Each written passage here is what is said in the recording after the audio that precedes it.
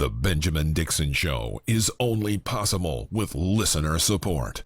Go to www.thebenjamindixonshow.com to register for our blog and join the Progressive Army. And now, ladies and gentlemen, we are now about to witness the truth. It's the Benjamin Dixon Show.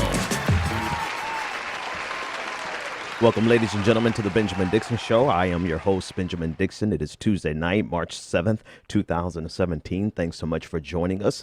It's always a pleasure to speak with you about what's happening in the world, and there is a lot happening across the world, across the globe, here in the United States. So much in the news. Special thanks to all of our supporters, all of our viewers, everyone who shares, likes, subscribed, everything that you do. It's been wonderful. It's been super helpful. Patrons, there's another bonus show tonight that I want you to check out. I'll tell you more about it at the end, but we have a 2 nights in a row bonus material for our patrons. If you want to get access to it, go to patreon.com/the BPD. Just my way of saying thanks to all of the patrons, all the new patrons who came in this week. We really do appreciate it. All right. So let's jump to the news. One of the number one things happening in the country to date has to be Wikileaks' most recent release of a trove of documents, a massive leak that they are considering, they're saying is larger than what was leaked with Edward Snowden. And the significance of these leaks rivals in many ways what Snowden released. And it's entitled Vault7. It's according to CBS News, it's the largest publication of confidential documents about the CIA. There are over 8,761 documents from the CIA's Center for Cyber Intelligence. It reveals, it's a lot. And you can't really overstate what it has revealed. We're going to be digging through it probably for years, to be honest with you. It's such a massive dump. And of course, all of it, it's, with WikiLeaks, they're not going to dump it all at once. But part 1 has been released. It gives information on how the U.S. government, particularly the CIA, is able to access your smart devices, your iPhones, your iPads, your smart TVs, your computers. They're able to access them and to turn your device into a monitoring device. In other words, they can access your microphone or your iPhone or your iPad, your camera on your iPhone or your iPad, and use it to reveal your location or to capture conversation. The release, or WikiLeaks, claims that the CIA used products, including, everything. Just think about how ubiquitous these products are in our lives. Think about how many iDevices you have, just iPhone alone. In my house alone, 1, 2, 3 iPhones, 2 iPads. That's enough. That pretty much covers my entire house. So it also reveals the type of exchanges and tools of information amongst the used for this type of malware, this type of operation, the communications between the CIA, NSA, and other intelligence agencies. We'll delve into the implications of it momentarily, but let's just get a little bit more background. There actually was a great summary that was provided by I think it's an Australian news source that actually broke this apart pretty brilliantly. I'm trying to get the right name. So the Australian Broadcasting Company, it's abc.net.au. There's a pretty good breakdown that they have there. Of some of the specific programs they had. They, of course, with anything else, they have naming conventions that are unique. The one of the first ones was fine dining, and what it is a tool that the CIA uses, which allows users to insert a USB stick, and that stick downloads information from Windows computers, while giving the appearance of doing something else like running a virus scan. So in other words, it's able to circumvent your virus scan or your virus protection because it gives the appearance that it's actually a part of your virus protection system. There's another piece, another tool called Weeping Angel. I please forgive me, but I can't help but to somebody who watches Doctor Who actually probably coded this. Anyway, Weeping Angels, you should get the reference if you anyway. So this puts some Samsung smart TVs into a quote fake off mode. It dimmed the LED lights and covertly recorded audio from the TV. Now, this required this was not something that was according to the report that was able to be done remotely as with the other devices, but in this device it suggested that an operative had to have physical access to the TV set into this in order to set the malware. But think about that, and we're going to discuss the implications, because underneath the auspices of the CIA is not authorized to operate within the United States.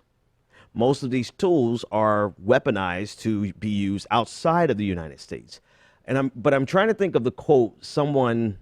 It's a general statement, but I think someone quoted it very succinctly, and it discusses the reality that empire abroad corrupts security or liberty at home. So these tools, while they are developed to be used on our enemies, quote unquote enemies abroad, probably some allies as well, you cannot help but to acknowledge the ease with which they would be able, with their communications with the NSA and other intelligence agencies. I'm sure the FBI is involved. With the communication between them, the ease with which they could easily weaponize that for domestic surveillance. And America's history of draconian domestic surveillance. So it's not really it doesn't make me feel better to think that this is something that they would just use, they're using this for our enemies abroad, when they have a history of and clearly the capacity to do this domestically.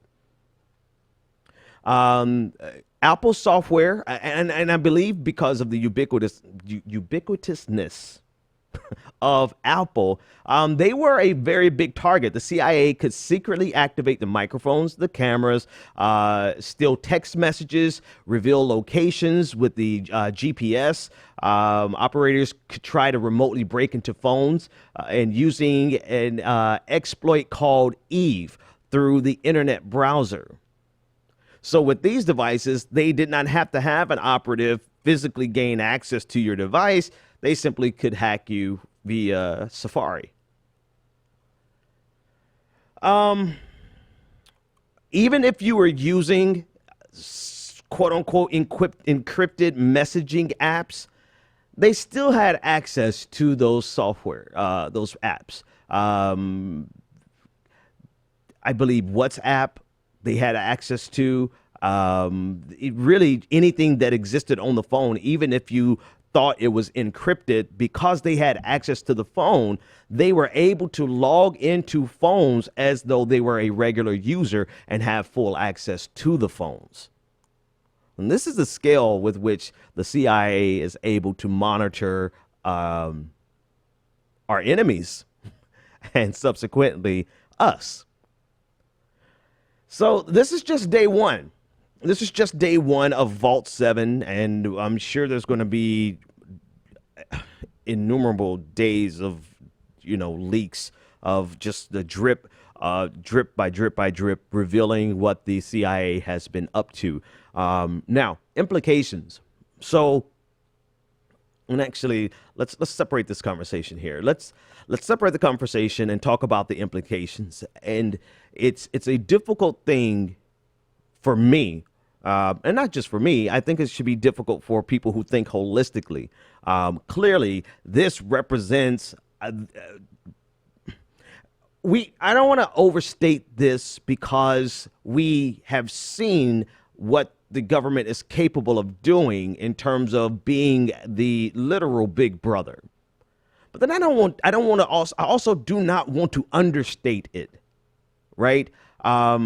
It really represents the federal government's ability to listen and see almost everything that a target does. Then the question becomes, well, who's the target? Well, if it's the CIA, generally we accept the CIA's operations are abroad. But as we saw with the NSA, Edward Snowden, we as American citizens also became targets. Just a blanket dragnet on all Americans. But there's another component to this. The other component to this is we are engaged. And when I say we, I mean the global community. We are globally engaged in cyber warfare of this magnitude and greater. And we are not the only people developing, and I'm speaking universally of the United States as a whole, the United States. We are not the only entity, nation that is developing these types of tools, these types of surveilling tools. It is as the best parallel, the best way to understand cybersecurity is to understand international security. Understand arms races, understand the need for nations to arm themselves with cyber weapons so that they can compete in the international community, right? In general, just so that they can be ready, just so that they can have enough cyber weapons and cyber arms to fend off an attack from a neighboring nation, or not even neighboring, but just a nation that wants to attack them. Right? It's the parallels. It's a direct comparison. And to that end, there's a tension that exists when we talk about Wikileaks revealing this type of information and how it undercuts our operations abroad. The tension exists with the fact that our democracy and our Constitution really suggest that these types of weapons are these types of weapons are so easily used against American citizens that it's really difficult for these weapons to exist, and we know about them, right? It's a tension. It clearly presents the federal government with the opportunity to infringe on our rights in every way imaginable. But at the same time, knowing about it, fighting back against it, forcing the government to change their ways and to, what do you do? What do we expect? Here's the question, and it's better. This conversation probably goes best with a set of questions, right? Do we expect the federal government to unilaterally disarm their cyber warfare because of the implications that it has on domestic liberties, domestic privacy? And you can answer it however you want to answer it, right? But I'm still going to explore it, right? As we explore that, we do realize that every major nation that has the funding and the capacity and the technology to do this is doing this. And they're doing it to compete with the United States. So it's very comparable to a nuclear arms race. Do we unilaterally disarm? In an anarchical society in which every man is for himself. We have, it's not even a question of cybersecurity. It's not really a question of nuclear arms and that type of arms race. It really goes down to the very fundamental question of external security versus internal liberties, and the tension that exists in that world. It consistently exists and persists. And of course, somebody's already typing either in the comment section or in the chat room. They're saying, Anyone who would exchange liberty for the sake of security has neither, quoting Benjamin Franklin. I get that, right?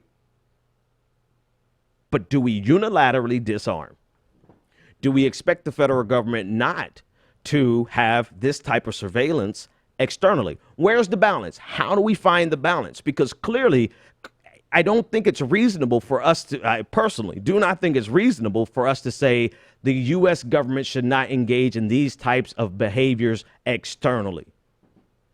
I think it's 100% reasonable to say the United States, the federal government, absolutely must not engage in these behaviors domestically. But clearly, the existence of the tools externally gives them the ability to do it internally. But if we fight against it internally, then we undermine their ability to do it externally. Not necessarily. Let me phrase that last question, that last statement a little better. If through our fight against this internally, we demand unilateral disarmament, that's close enough, then we do undermine our ability to do it externally. So, I mean, it's a fundamental question that really has existed for a long time. And now it's just finding its way, fascinatingly so. It's found its way into cybersecurity on a scale that, I mean, even some of the science fiction movies, the cyber technology, cyber espionage movies that are in the movies don't really, in the movie theaters rather, don't really compare to just day one of Vault7. It really doesn't. I mean, I'm sure some movie out there has captured this in their imagination, but the stuff that we're seeing is really fascinating and dangerous. Dangerous, especially if wielded by a system that is readily willing to surveil their citizens. No easy answers in this conversation, but I'm willing to definitely listen to yours. 857-600-0518. Your conversation, your questions, or your suggestions in this area. Caller, you are live on the air. What is your name, comment, and or question?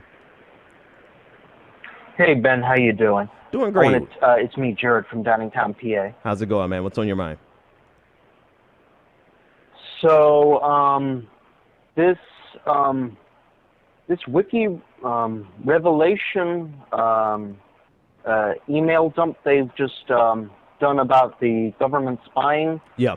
Honestly, after Snowden, I'm not surprised anymore because, honestly, ever since that, I just assume they've been spying on all of us. And all these encryption things and everything we do, honestly, I think at this point they can just get by that. They can just bypass it. They're probably just listening to everything we do. Anything, any electronic, you are being spied on at this point. It's just a fact. The only two places where you're not going to be spied on is in your brain, for now, until they eventually get past that. Yeah. And on a piece of paper that you can write on. Yeah. That's the only confidential thing you're ever going to get. But I think it's crazy to say, though, that the federal government is going to get rid of, to say that it's going to get rid of this this power it had, because it would be crazy. Because if we were in that situation, I mean, I don't think we would give it up either. I mean, ever since 9/11, the surveillance state is just going to continue forever. Because everybody is going to remember 9/11, and it's just going to continue on and on. But my prime concern, and I've been thinking about this for a while, I was thinking about what Einstein said about the Third World War. Yep. He said if there is a Third World War, it would lead to us having, rocks and sticks. Yeah. I don't think that's true anymore, because here's why. I think if there is a Third World War, it's not going to be fought with missiles and nukes. It's going to be with technology. And it's going to be shutting down everything, the stock market, it's going to be like just shut down all of our technology. Yeah. And it's going to be like that one Die Hard movie. The one, what was it, Die Hard 4, Live Free or Die Hard, I think it was? Yeah. When they shut down everything on And it's we're living in scary times. I'm not gonna lie with you. These are gonna be scary. Here's the only thing I would add to what you're saying. Thanks for the call, Jared. The only thing I would add to what you're saying is in many cases, in this field of cybersecurity, I've actually studied cybersecurity as it pertains to national security, as it pertains to military response. And we've already moved into the realm where arguments have already been made, and, you know, not just from politicians, but from academics and from policymakers, that a certain level of cyber attack requires a military response. That's one of the most fascinating developments, where because of the scale of damage that could be done by certain types of cyber attacks, the only real deterrent to that is not to say, oh, we can hit you back with with a similar cyber attack, but we can hit you back with our military. And that's where we've already gone to that part. That's already on the books. Like there are already volumes of books written about that one concept in and of itself. So in your question or your statement with regard to World War III, Einstein saying, I don't know what weapons we'll use for World War III, but I do know World War IV will be fought with sticks and stones. But in regard to that, cyber warfare is not a guaranteed out for armed conflict, because armed conflict is now being used as a deterrent to certain types of cyber warfare. I think we even saw that during the campaign with Hillary Clinton. She actually floated that with regard to Russia. One last thing I want to say about this, though, that's very important is, for example, there's a great New York Times piece that came out Saturday. It's a very long piece, but it talks about North Korea's nuclear ambitions and how the federal government, particularly the Obama administration, how they use cyber warfare. Probably not any of these tools released in Vault7 yet. I'm sure we might get around to it. But how the Obama administration, they had no choice, right? Military action was not an option. Economic sanctions really was not an option. Putting pressure on China to help with North Korea really wasn't successful, even though China did what they wanted to do. There's only so much China could do. So all of the normal channels of preventing North Korea's nuclear ambitions were scuttled. And all they had left was really cyber warfare. And they documented how many of the attempts, nuclear attempts, and now the missile attempts, particularly the missile, the ICBM attempts, have been scuttled by cyber attacks that caused the missiles to explode prematurely, to not hit their target, and to literally set their program back by years.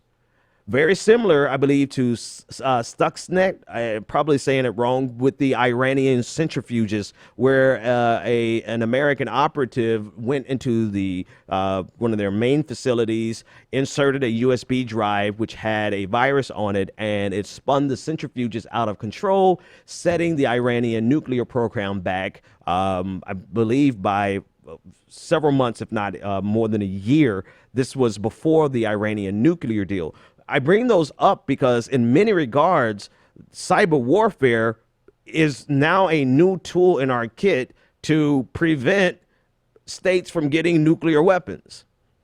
Because once they get nuclear weapons, we're really dealing with a different game that does not afford a lot of intellectual speculation. As much as I love doing intellectual speculation, once North Korea gets an ICBM that can reach Florida, all cards are off the table. There's nothing really left for the United States to do but to do what they do. And so if cyber warfare is now a tool that can actually help prevent us from getting to that place, then it's very difficult for us to sit back and say, well, the United States is wrong for doing these things.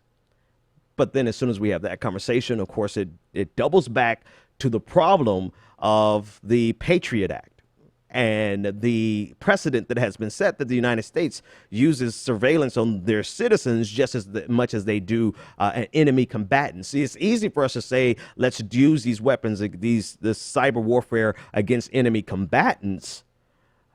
But then it's hard for us to say, well, once we let them do that with enemy combatants, it's that much easier for them to do it domestically.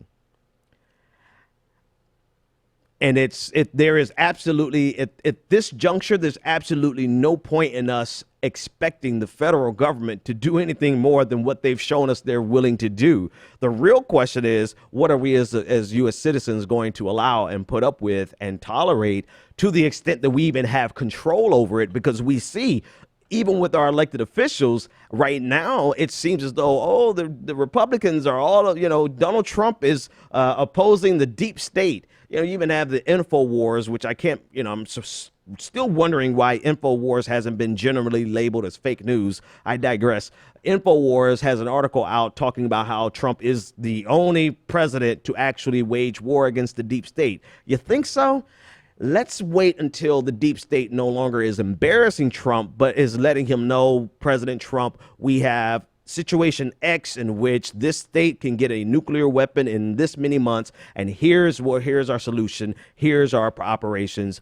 Do you think Donald Trump is not going to approve that operation? And subsequently, by approving that operation, he is empowering the deep state to continue to do what it does. I said all of that to say, you think Donald Trump is opposing the deep state now. He's going to need it, and he's going to utilize it in the very near future. Or if he doesn't, if he's so egotistical that he doesn't, I guarantee you, Democrats and Republicans in Congress, they will unify to veto anything, to override the veto of anything that Donald Trump tries to do that will circumvent national security interests. Guarantee you. So the national security interests are only trumped by economic interests. Capitalism is at the top, then national security. Well, actually, let me state that properly. My professor would be very mad. Underneath the blanket of national security, capitalism is first. So they consider this free market to be the top priority for national security. But that's an entire course, an entirely different conversation. 857-600-0518 if you want to join in. Let's take one more caller on Vault7, and then we're going to jump in to like 30 other stories. Caller, you're live on the air. What is your name, comment, and or question? Hey, Ben, it's me, Bryce. So, yeah, of course, we know that, we've been spying on for a long time. Yep. From Bush to this point, maybe probably before that. Yeah. And obviously, like you just reported how, instead of using military options, we decided that, we're going to use cyber warfare in order to, avoid conflict, which, not that I agree with, but I have a small agreement on a sense of to avoid conflict. But when then you have a psychopath in office, mm-hmm. He's the type that would use military action. Because on the Secular Talk today, Kyle talked about how Trump and North Korea are already exchanging words. Yeah. And it could get real ugly. And that's not good because he's the type of guy that would do something militarily wise and all hell break loose. Yep. So, I don't know how that's going to be for this whole administration and what's going to be. And then I have a friend that lives in Texas. She's telling me how that they're trying to find a way to get Trump out of office without impeachment. I don't know how that's going to work, but it's a lot. And, yeah. Obviously Vault7 and everything is being leaked out, and probably some stuff from Republicans too. But it's just a situation that we have to kind of deal with, and hopefully, we'll figure it out. But I don't know. Hey, thanks for the call, Bryce. I always appreciate it. 857-600-0518 if you want to join the conversation. Speaking of North Korea and China, North Korea and China. So actually, in this case, it's North Korea and Malaysia. We saw last night in real time an escalation in tensions between North Korea and diplomatic relations between North Korea and Malaysia. The two countries they previously had a good relationship.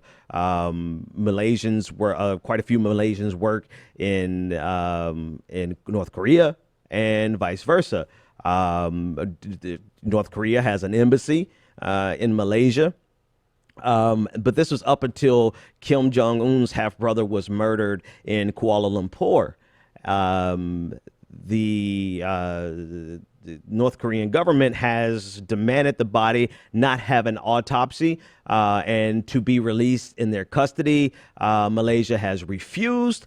And so subsequently, there has been an escalation in diplomatic relations where on today, North Korea closed its borders and they announced that they would not allow any Malaysians to leave until the incident in Malaysia is resolved, quote, in a fair manner.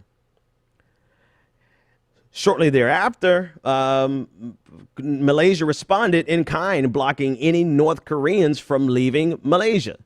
So there's about 1,000 North Koreans who are believed to be in Malaysia. And until recently, one of the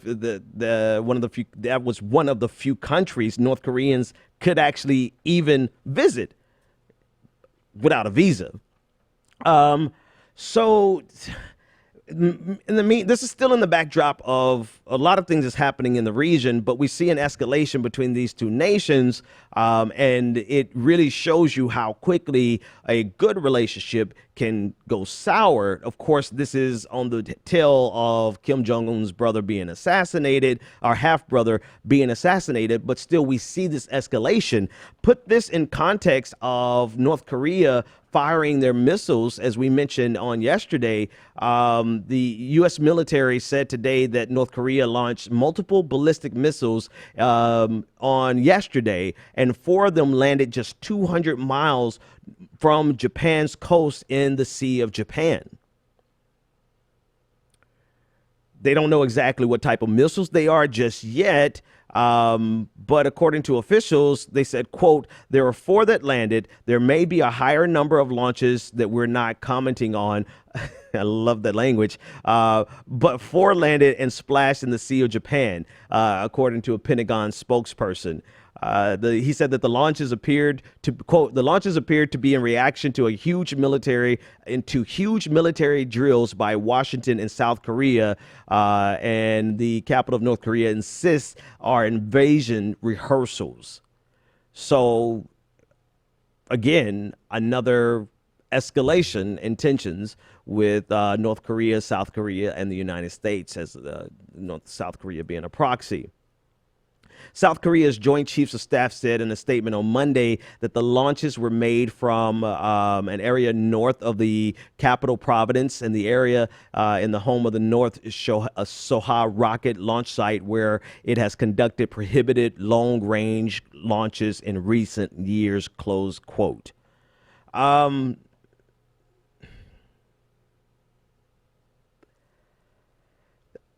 North Korea, this is actually what our bonus show is about tonight. North Korea presents the most volatile and most feasible path to a large-scale conflict out of every scenario that we have on the global stage right now. And that's because China. That's because of China. As frustrated as China may be with North Korea still serves as a very beneficial buffer between South Korea, who is clearly seen, who is a proxy for the United States, and China. So North Korea is there as a buffer, and so ultimately their interests are aligned with North Korea. And you could see this with China's warning that they issued today as the United States today began to deploy an advanced missile defense system in South Korea. China, in response, warned that this is essentially a new atomic arms race in the region.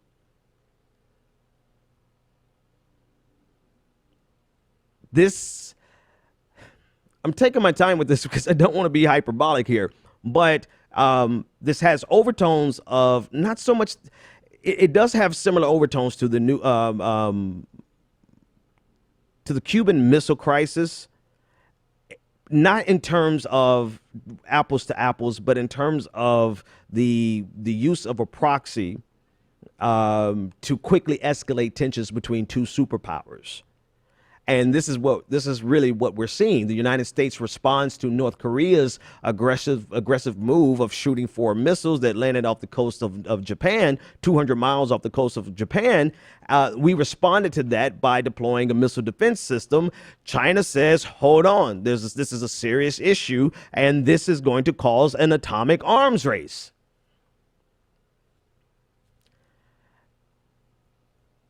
Meanwhile, we have a president who is live tweeting Fox and Friends and tweeting about the ratings of Arnold Schwarzenegger on The Apprentice, who doesn't pay attention to his intelligence briefings because he's, in a war with the deep state, who very likely probably knows less about the Obama administration's cyber warfare against North Korea in order to use that as a means of, as a tool in the toolkit of preventing North Korea's ICBM ambitions, because they already have gotten the nuclear weapon. He probably knows less about that than the average American who took the time to read the most recent New York Times piece on Saturday about this. So we have a very volatile situation that really does require the character and leadership of the president of the United States. And hell, there's no reason to beat around the bush. We're screwed. We're in trouble. We're in trouble. We're in trouble because we have a president who would rather delve into conspiracy theories from InfoWars and Breitbart, and would rather live tweet the friendly publications or broadcast of Fox and Friends than to actually deal with the real issues that are on the global stage right now.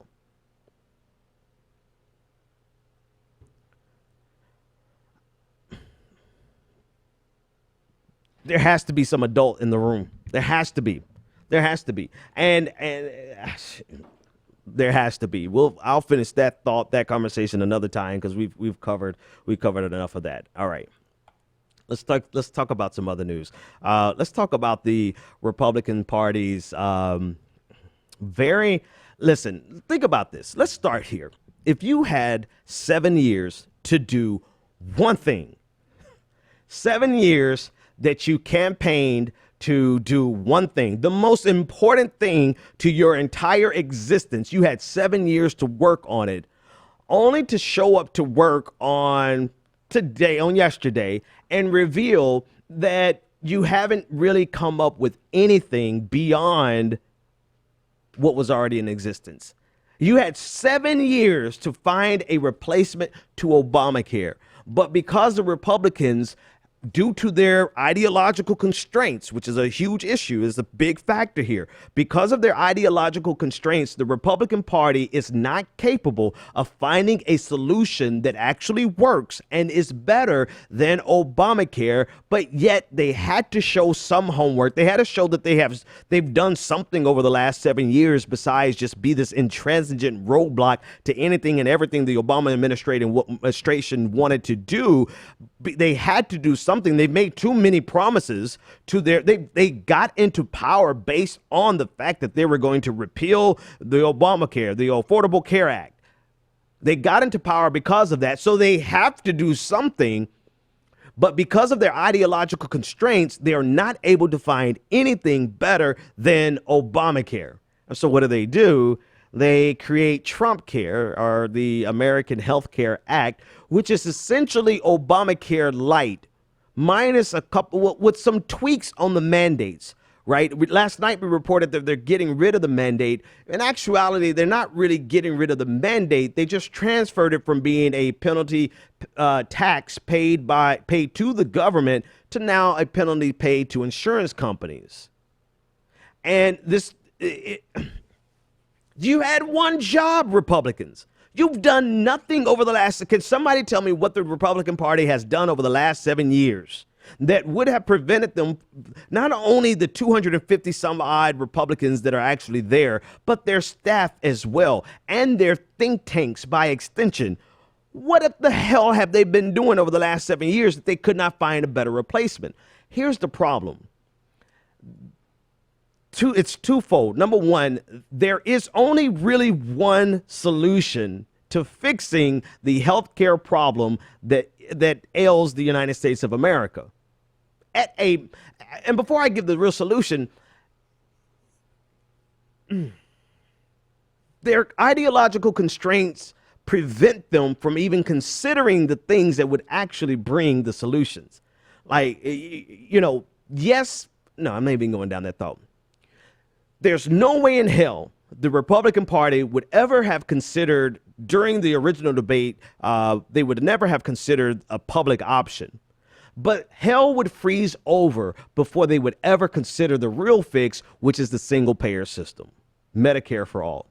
They wouldn't do that.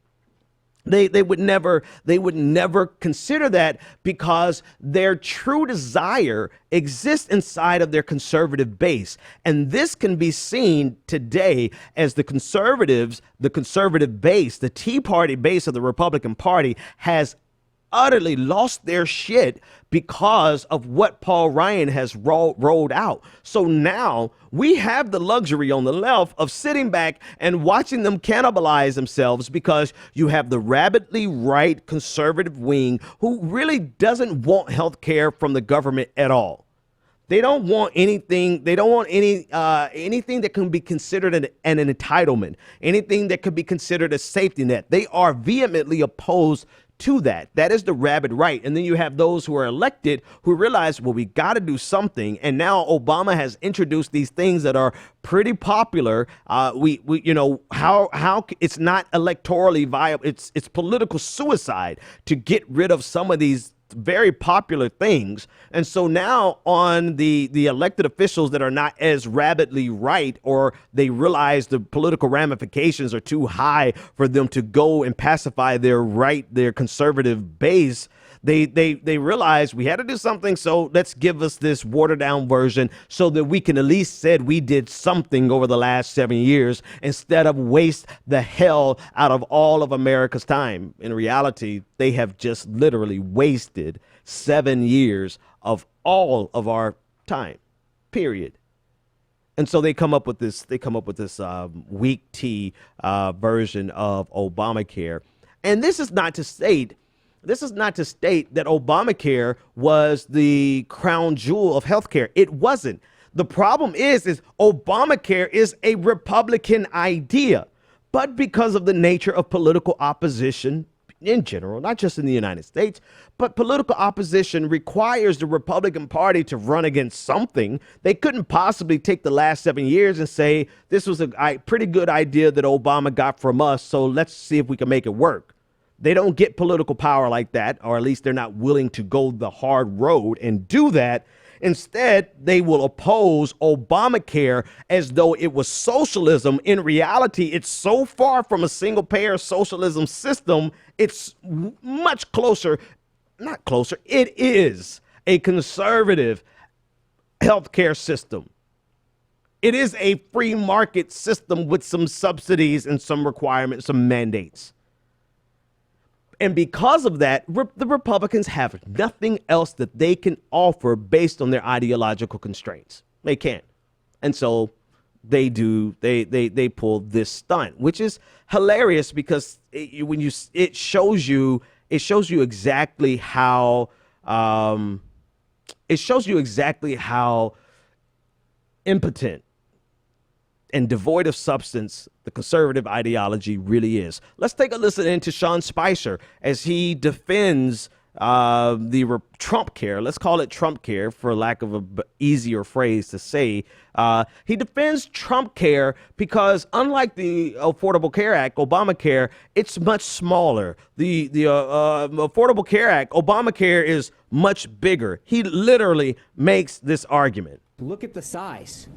This is the Democrats. This is us. There is, I mean, you can't get any clearer in terms of this is government, this is not. And I think that part of the reason the visual is important is that when you actually look at the difference, you realize this is what big government does. And so the irony of it is that a portion of the smaller document, of the smaller bill, a portion of it actually references the entire Affordable Care Act. So it's essentially saying we're smaller because we just kind of take a page and say, see the Affordable Care Act. In no form or fashion is it a streamlined version of government involvement in healthcare. But somebody is really going to take this argument and believe this argument is true. That's part one. That's just I personally can't believe. I knew he was going to do it, but I had no idea he would do it so beautifully. And can I just play it again? Like, this is something that a grown man just should not say. Look at the size. This is the Democrats. This is us. I'm not pointing to the short stack and saying that's not, especially not when you have tiny hands McFuckface Donald Trump as the president of the United States. All right, that's the low-hanging fruit. The real story here is the division between the conservative base and the Republican and the elected officials. Particularly, you can see it with Rand Paul. Rand Paul, who said that this legislation is essentially, it's dead on arrival. When asked about it, let's see if I can cue that up pretty decently. Let's see. This is Rand Paul talking about how this Republican House bill from Paul Ryan and the Republican caucus is dead on arrival. Navigate, first and foremost, aspects of the legislation that are still popular in Obamacare, despite it being largely unpopular, but also you coming out against it, some of your colleagues already coming out against the House Republican plan. Is this proposal dead? Yes, it's dead on arrival. I think what we want is we want it to be repealed, and we want it to be replaced with something that allows more people to get insurance at a cheaper price. This is just another government program. Has new entitlements, new taxes. This is not what conservatives want. So we're going to have a big, robust debate on it. Today, in front of the Capitol, conservatives are going to say, we want clean repeal. All right, so they want to. Rand Paul is a libertarian whose wet dream is to have no safety nets whatsoever, and so that's why he's totally okay with the repeal. Based on a report that I just saw come across my screen from thehill.com, a clean, not even just a repeal, but the House Republicans' version of Obamacare, Trumpcare, which essentially just is putting, a weaker and paler face on Obamacare, but I digress, said that it would cost 6 to 8 million people to lose their coverage, right? Out of the, I believe, between 11 and 18 million that are on, 6 to 11 would lose their coverage. That's not enough for the conservative base. The conservative base wants it gone. And in exchange, they want to offer tort reform, which is supposed to bring down the cost of insurance and the cost of healthcare in general, which would subsequently cause the cost of insurance to go down according to. They don't want this to exist at all. These are your elected officials, Republicans. These are the people that you elected. Here's one last clip that I want to play, and it shows you how uninformed even the people who are promoting this this Paul Ryan healthcare super secret bill that just got released today or yesterday rather. It shows you they don't even know what's in it. Not for real. This is a reporter asking a question of Health and Human Services secretary about a particular provision in the bill. Take a quick listen. And the second question, the bill also includes a tax break for insurance executives that make more than $500,000. You said this is about patients. Why is that tax break important for this legislation? To the latter, I'm not aware of that. I'll look into that. Drug pricing is really important. So the question, and you may have missed it because it was very soft, the question that was being posed to Health and Human Services Secretary Tom Price was the reporter was letting him know that there is a provision for a tax break for executives who make over $500,000 a year. While gutting some key provisions, as we discussed on yesterday, and they roll out the Secretary Tom Price, and he's not even aware of that. He's not even aware. Like, we're not talking about 2,000 pages of Obamacare. We're talking about the streamlined version, right? They didn't want that, so they took that. They took all of that, right? But they don't even know what's in it. And what's in it essentially is everything that they could possibly get away with as a giveaway to the wealthy, to the insurance agencies, to give it a more conservative tint, even above and beyond the fact that the entire framework of Obamacare in the first place is a conservative idea. But because of the nature of political opposition, we don't have any true statesmen. We have just political showmen. Because of that nature, they are willing to basically present something that essentially, and I think I have credit for the person who gave me this. If not, I'll try to give it to you. This is the difference between Obamacare and Trumpcare. Sorry to the radio audience. You have to see it. You have to see it to understand. All right, let's take this next caller. Caller, you're live on the air. What is your name, comment, and or question? Hey, Ben, this is Brianna. Hey, Brianna, how's it going? What's on your mind? Pretty good.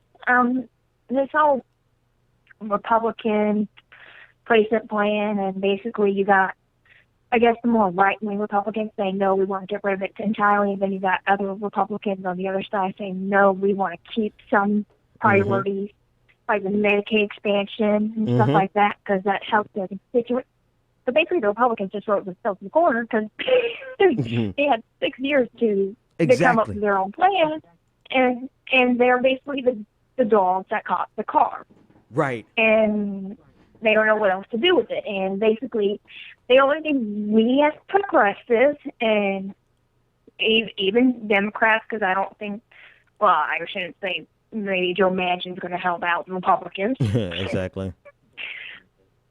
Joe Manchin's going to help out. But anyway, the Democrats and all of us should just take back, just let it play out, and let them fight. Yep. Let them push each other off. Oh, yeah. This is... Let the Republican Party burn. Let's just watch it burn. We don't have to say anything at all. And also, let me get back to North Korea real quick. To me, as it stands, I think North Korea is probably the biggest threat, the biggest country, the biggest threat to our country as of right now when it comes to other foreign nations. Because I remember back in the primaries, during the Democrat primary, they were asking, I think it was Martin O'Malley, Hillary Clinton, Bernie Sanders, at which country worries you the most. And Martin O'Malley and Hillary Clinton went on to be either Russia or Iran, and Bernie brought up North Korea because North Korea is still isolated. They're still isolated from the national economy. Yep. So they got nothing to lose. Exactly. And like basically the entire country's poor. Yeah. And they got an insane madman like Kim Jong-un in office. So and he, God, I don't know what's wrong with him. And we got Trump in. So we might actually be going. We have some crazy times ahead of us, and I like that point that you brought out. I like to mention that on a regular basis. Thanks for the call. I like to mention that on a regular basis. The fact that North Korea is isolated makes them the real threat because they've got nothing to lose. Their people are just poor beyond imagination, beyond what we could guess or understand here in the United States, and they are looking to nuclear weapons to increase their standing in the international community. Basically, and this is the most fascinating thing about nuclear politics, right? There should just be a course simply on the politics of the nuclear weapons, because in actuality, this is the means of the ruling power and the ruling family and the ruling party to assure their domestic strength. In order to ensure the outside influence is as mitigated as possible, as diminished as possible, a nuclear weapon really undergirds the domestic strength of the ruling family and the ruling party. So the nuclear weapon, the atomic bomb, which could lead to the destruction of the entire planet, because they shoot one, we shoot, that escalate, we probably wouldn't even shoot. We would probably, it leads to a cluster F of epic proportions, is mutually assured destruction. Let me skip all it just to get to the point, right? The point is their domestic politics, their desire to preserve their power could actually lead to the destruction of all mankind. Hyperbolic? Sure. Possible? Definitely. And this is in a party system, one party system, one party rule, a dynastic rule. Anyway, I digress. All right, a couple of other stories that I have to cover. Ben Carson. So yesterday we talked about Ben Carson and his imbecilic rant, and I can't call it a rant because he talks so monotonous. It's with such a monotone and trying to sound intelligent, trying to sound intense kind of speech, where he compares slavery to immigration, or basically said that people migrated here at the bottom of slave ships. Meanwhile, while Ben Carson was on stage acting the willful idiot, his department, HUD has cut over $35 million from the New York City Housing Authority. Just alone. So now they're bracing not only for the $35 million that they're losing from HUD, which is headed up by Ben Carson. They are bracing themselves, according to the Wall Street Journal report by Mara Gay. They're preparing themselves to lose up to $150 million in funding for housing, public housing in New York City, which services about 400,000 people. Not only have they lost $35 million already, they also have lost $7 million in Section 8 funding from HUD, headed up by Ben Carson. Shola Olate, I'm sorry, Olatoy, I destroyed your name, but forgive me. She's the chief executive of the New York City Housing Authority, and she said that a reduction in this size would be devastating. She said, quote, "The direction we're moving in is one where public housing is drastically different or doesn't exist. And the progress that they've made over the course of the last 3 years, it's not just at risk, but it evaporates." So about $2 billion, approximately $2 billion of their $3.2 billion budget there in New York City comes from Ben Carson's Department of Housing and Urban Development. They were notified on February 25th in a letter that they would lose up to 5% of their funding. They had previously braced themselves for a 3% cut in funding just because of the trend that they were rightfully so preparing themselves for, but it turned out to be 5%, $35 million. So this will have a devastating effect, especially if they actually have to absorb the loss of $150 million. This is going to have a devastating effect on public housing. And, this is an assault on the entire concept of the public good. of the ability of the federal government or state governments or local governments to actually take tax dollars and provide services for the public by the public. They want instead for everything to be 100% privatized because they have this thought. No, I'm sorry. They're trying to use this propagandistic thought that private companies can do it better. And we've seen time and time again, this is statistically not true. This is demonstratively false in many cases. But this attack on the New York City Housing Authority, public housing in New York, is going to affect the lives of over 400,000 people. In order to do what with the $35 million? I don't know. Nobody is saying exactly what they're going to use that $35 million for. But what I do know is that in New York City, according to Police Commissioner James O'Neill, he stated that the city of New York spends $146,000 a day just to protect Melania Trump. That's about $50 million a year just to protect Melania Trump in New York in Trump Tower instead of Melania Trump and her son living in Washington, D.C. So there's your damn budget right there.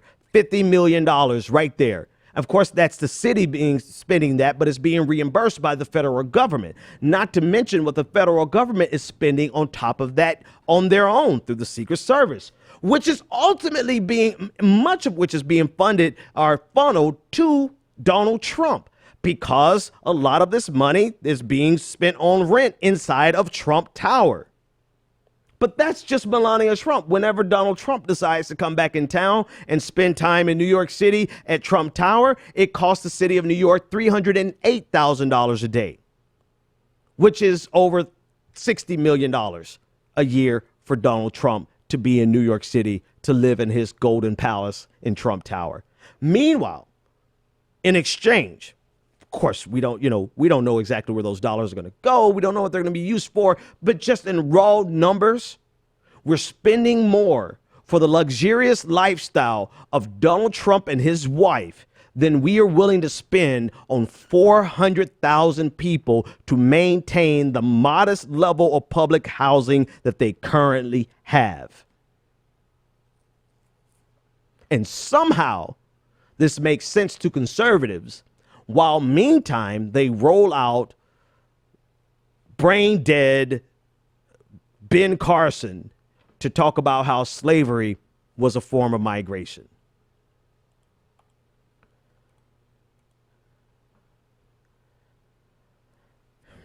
All right, let's talk about one last thing, and then we'll take this caller.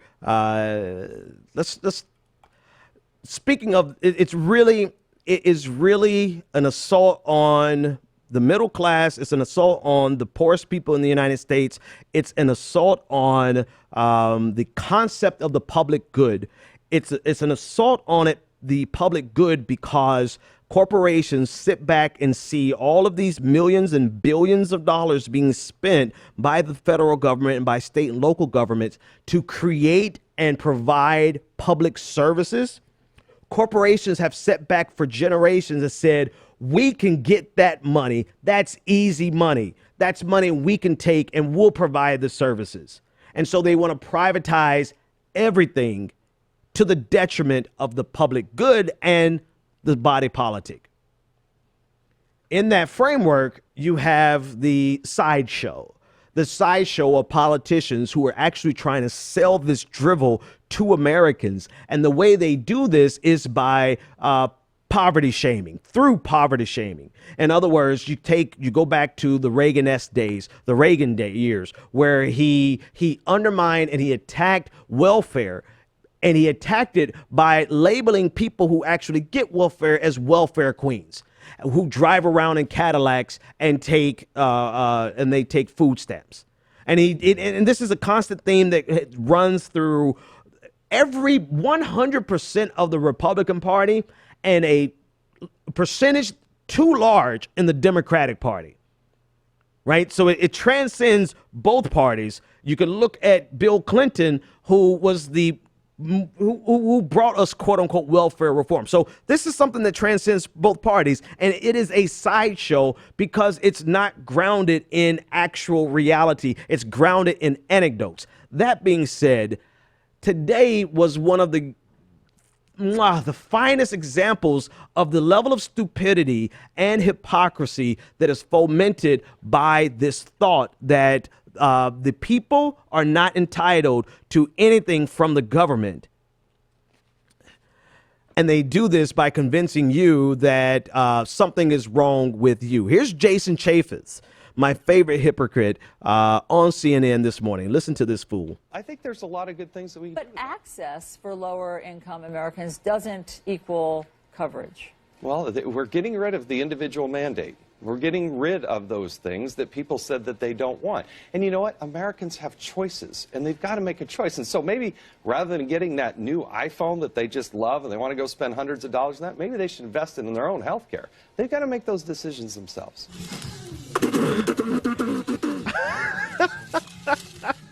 I didn't know that was at the end. All right.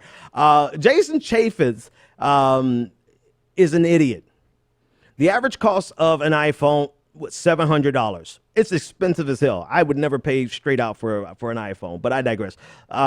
You cannot buy a bottle of aspirin in the emergency room for $700. The average price for a pill of aspirin is like $15 to $30. You get a container of 100 pills, you've already blown the cost of an iPhone out of the water. But that's not the point. Never mind the fact that mathematically he's challenged. The reality of it is this is the way they get away with this. They make it seem as though poor people have frivolous desires and frivolous needs, and they go after frivolous things, and they don't do the responsible thing of using their money and investing it wisely so that they can take care of themselves and their families. This is and the beautiful thing from a propagandistic analysis is the fact that it works so good on their own voters. The very people, Republicans, who need this. Owsley, Kentucky. I haven't brought it up in a while. The highest percentage per capita of people who utilize welfare, along with the highest percentage of Republicans. That's like 95% of the people in Owsley, Kentucky use SNAP benefits. And I believe 98% of the people in Owsley, Kentucky are Republicans. And so it's an amazing feat of propaganda that they're able to convince their own voters to vote against their best interests on these, not only vote, but advocate against their own best interest. Never mind voting, because they'll end up voting for somebody like Bill Clinton, who's going to gut it anyway, but they become advocates of their own demise.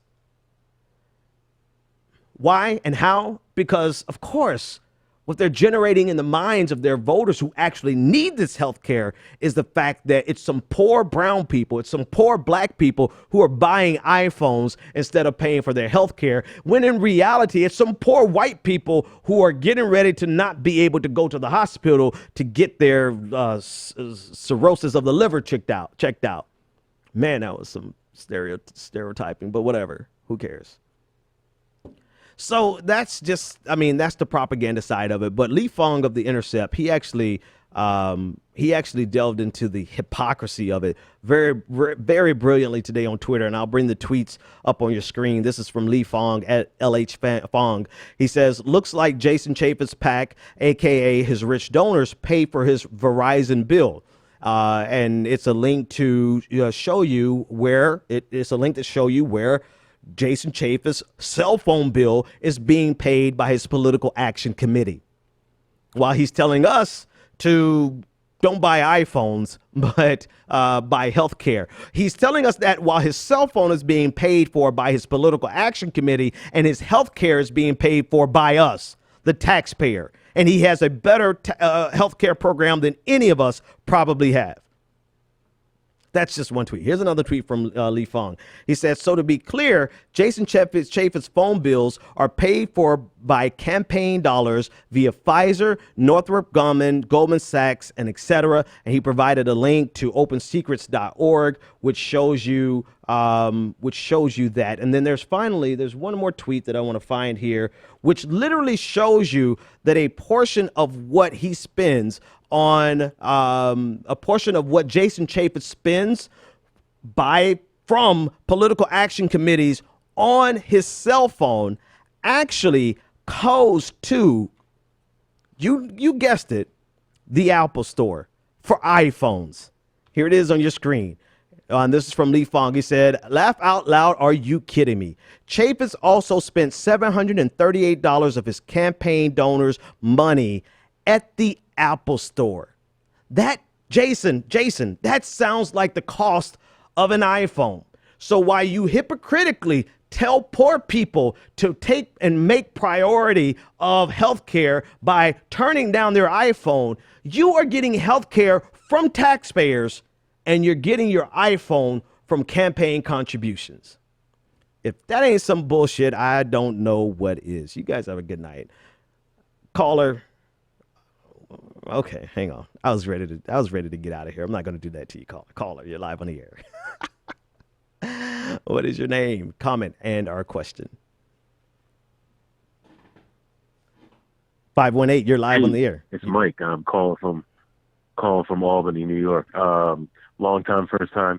Listen, I just wanted to touch a little bit on what you just talked about, this Chaffetz thing. It kind of highlights what people misunderstand about the wage gap and the growing disparity in this country is people that have constantly telling people that don't have how to spend their money. Mm-hmm. You know what I mean? And expecting them to exist in this society that we've created, at a time where more of us were making more money. And now that we can't keep up. We can't do what we need to do to be relevant. Right. So to do that, you gotta spend the money on the smartphone. You gotta have the internet. You gotta be, in order to just be informed about what's going on and your connections with people. So they expect us to live on less and less and less, while simultaneously, it's easy for them to keep up. And so it's that cognitive dissonance that exists in every other way. You've highlighted it tonight. Taxpayer money going towards poor people instead of rich corporations. So it's like, it's kind of part of their whole mythology, whole methodology is not looking at things the same way and in the same light. Absolutely, man. And matter of fact, you have some good coverage. You don't have to tell me who your coverage is because I don't want to get free commercials. But great call, great voice. Thanks so much for calling in, man. And you're spot on. You're absolutely spot on. This is exactly a part of their ideological thinking. They have to convince you of this. They have to convince you that poor people are not deserving because they're greedy. Meanwhile, they are the greediest sons of... I haven't cussed too much this whole episode, so I won't. They are the greediest bastards that we have seen that exist. And not only that, I have an example. Maybe I don't have the tweets. But here it is. This is the best way to understand this. They're telling people to get jobs. Right? They're telling people to pull themselves up by their bootstraps. They're telling people to do all these things. Simultaneously, they're undermining any capacity for people to do that for themselves by shaming them. There's a new line of clothes of workout clothes, gym clothes by Nike that just came out for plus size people. And you want big people. You want us to go. You want us to go to the gym and get in shape and lose this weight, right? As soon as Nike puts this out, in comes all of the people fat shaming, but not so much fat shaming the fat people, but fat shaming Nike for creating a workout line for clothes to fit plus size people. So for me, I'm right on that. I'm right on that edge where I go to the store to get workout clothes, and I could just squeeze in just enough to get into something that looks, so I don't have to go to the gym in my pajamas, right? That's my size. But instead of saying, very simply, instead of saying, here are the tools, great, Nike has created a set of tools for fat people like myself to go to the gym and do what the government says that we all should be losing weight and healthy. Instead of celebrating that, they undermine the very ability of people to do it by shaming them and attacking the entire system. It's not apples to apples, but it shows you this cognitive dissonance and it's deranged. It shows you that people don't really want you to move up and get above. They want you to stay right where you are. They want you to stay fat. They want you to stay poor, right? Those are my two analogies. They want you to stay poor so that you can always be their scapegoat, so that you can always be the people to provide the platform for which they are elevated and they are able to get health care from the federal government for free, to get their iPhones for free, to get everything. So now they have the competitive advantage to always be ahead of you. My analogy wasn't one for one. I get it, but essentially, conceptually, it's the same. As soon as you try to get ahead, you just want to, damn it, get healthy. You want to get some insurance to go just so that you can go to the doctor and not die at 45, right? As soon as you start doing those things, you need internet in order to get a job. You almost need an iPhone to do, and a smartphone at least, to do so many things online that jobs require. And instead of giving you the tools for you to even, damn it, get ahead, they sit back and say, oh, no. You don't need an iPhone. You need a flip phone. You need to get a square. You need to get a big square-ass phone from the 80s that you could pay 50 cents for, which not only undermines your ability to move forward, but also stigmatizes you so that you can always be the pariah of people who think like that. I don't even know what you other. Good night. The Benjamin Dixon Show is only possible with listener support. Go to www.thebenjamindixonshow.com to register for our blog, join the Progressive Army, and support The Benjamin Dixon Show. It's Ben Dixon! If you like this episode, be sure to share, like, and subscribe.